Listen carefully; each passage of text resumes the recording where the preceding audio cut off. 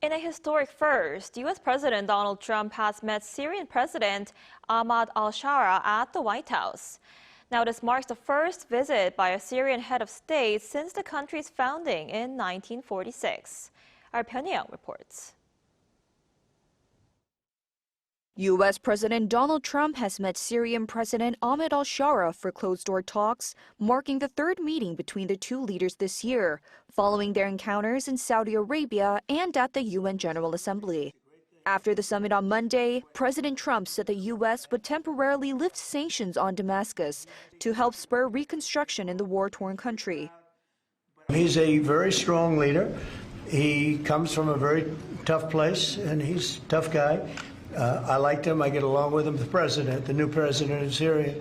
And we'll do everything we can to make Syria successful because that's part of the Middle East. And we want to see Syria be successful along with the rest of the Middle East.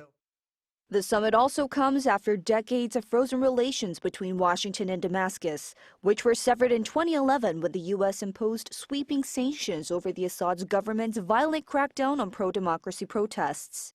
The two nations have since remained on opposite sides of the Syrian civil war, with Washington backing opposition forces while Damascus turned to Russia and Iran for support. Al-Shara, a former al-Qaeda member once on the U.S. wanted list, broke ties with the group in 2016 and led the overthrow of the Assad regime last year. Washington officials say the meeting reflects a major shift in U.S. policy, with Syria expected to join the U.S.-led coalition against the Islamic State.